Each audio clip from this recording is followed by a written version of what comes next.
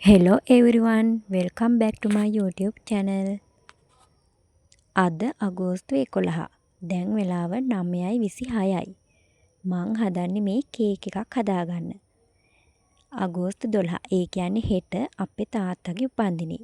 මං ඉතින් හිතාගෙන ඉන්නේ යාට මනි පුලින් කේක් එකක් හදන්න. අර සල්ලි අදින කේක් තියෙන්නේ. එහෙම එකක්. මේ කේක් එක මං හදන පළවෙනි වතාව. ඒ වගේම මන් දන්නවා තාත්තා මේ කේක් එක කලින් දැකලත් නැහැ. දැන් මං සල්ලි වල හදාගන්න ඕනි පොලිතින් සීලර් මැෂින් එකකුත් අරගෙන මේ විදිහට සල්ලි ටික වෙන් කරගෙන හදන්නේ සල්ලි වල හදාගන්න. සීලර් මැෂින් එක මම බලනවා ඕෆ් කරලා තමයි මං ඔය මේ සීලර් කරන්න හදලා තියෙන්නේ. ඉතින් සිහිය බලන්නකෝ. ওই විදිහට පොලිතින් ටික කපාගෙන මම සල්ලි ටික සීල් කරගත්තා. මට කිසිම අයිඩියා එකක් තිබ්බේ නෑ මේක හදන්න ගද්දි. මොකද මම මේ කේක් එක කලින් හදලා නෑනේ. ඒ වුණාට පොලිතින් ටික දාලා සල්ලි වල හදා ගන්න පුළුවන් ලේසිම ක්‍රමය මට තේරුනේ මේක හදලා ඉවර වෙද්දි. මම ওই වීඩියෝ එක ස්පීඩ් කරලා තියෙන්නේ. ඇත්තටම මට මේ වැඩේට ගියා පැය 2ක් විතර. මම මේක ඉවර වෙද්දි 11:36යි. සල්ලි වල හදාගෙන ඉවරයි. දැන් තියෙන්නේ කේක් එක අයිසිං කරන්න. මේ පහවදා උදේ. ඒ කියන්නේ 12 වෙනිදා. තාත්තා ගෙදර හිටියේ නෑ. මේ වෙලාවේ හිටියා පටන් ගද්දි ඊට පස්සේ තාත්තා ගියා. මම දැන් හදන්නේ මේක අයිසිං කරලා මේකේ වැඩ ටික ඉවර කරගන්න. අද අපේ ගෙදර දානිකුත් තියෙනවා. පන්සලට තමයි දානි. ඒ හින්දා මම ටක් ගාලා මේ කේක් එක හදලා ඉවර කරන්න ඕනි. මේ කේක් එක හදන වීඩියෝ ටිකත් මම ස්පීඩ් දාන්නම්. නැත්තම් වීඩියෝ එක දික් වෙනවා. ওই විදිහට කේක් දෙක අරගෙන මම ඉස්සෙල්ලාම සෑන්ඩ්විච් කරගත්තා. ඒක ඇතුළට මම චොක්ලට් චිප්ස් ටිකකුත් ඇඩ් කරගන්නවා. ඊට පස්සේ මම ওই විදිහට කේක් එක ක්‍රම් කෝට් කරගන්නවා. මේ කේක් එක හදන්නේ මම ඒ කියන්නේ මේ සල්ලි දාලා හදන කේක් එකත් හදන ෆස්ට් ටයිම්. ඒ වගේම මම මේකේ දාන ඩිසයින් එක බලන්නකෝ ඉස්සරහට. ඒකත් මගේ ෆස්ට් ටයිම්. මම ඒක try කරලා නෑ කලින්. ක්ලාස් එකේ try කරලා තිබ්බට මට හිතුණා ඉතින් වෙනස් විදිහේ කේක් එකක් හදන්න.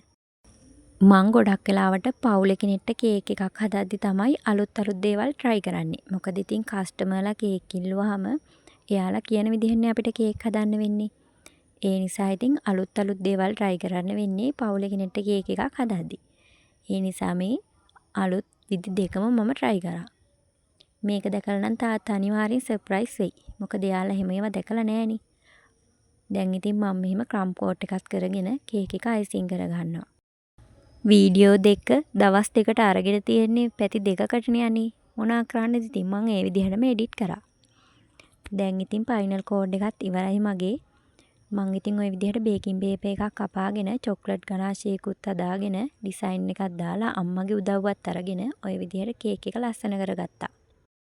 කොච්චර හිතේ විශ්වාසයක් තියාගෙන හැදුවත් මට ඉතින් හිතුණා මේකේ සල්ලි වල ගානට එයිද ඒ වගේ දේවල් හිතුණා. කමක් නෑ ඕනි දෙයකට කියලා හැදුවා. නෑ පුළුවන් කියලා හිතාගෙන හැදුවා. හරි දැන් ඔන්න කේක් එකේ පොඩි ඩිසයින් ටිකකුත් දාගන්නවා මම. වැඩි අයිසිං දාන්නේ නෑ. ඉතින් අයිසිං කන්න හොඳ දෙයක් නෙවෙයිනේ. අපේ ගෙදර අය කොහොමත් අයිසිං කන්න කැමති නෑ. හරි ඉතින් ඔන්න ඔහම තමයි කේක් එක හැදුනේ.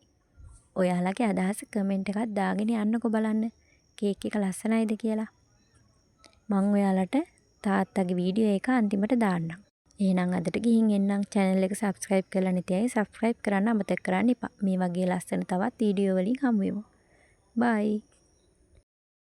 ජීවිතයේ මේ විදිහට ප්‍රාර්ථනා පුරවාගෙන කාලය තුල දිව යනවා. කල කී දේවල් පමණ අසුපස වාගේ දැනෙනවා සෙවණැල්ලක් වගේ.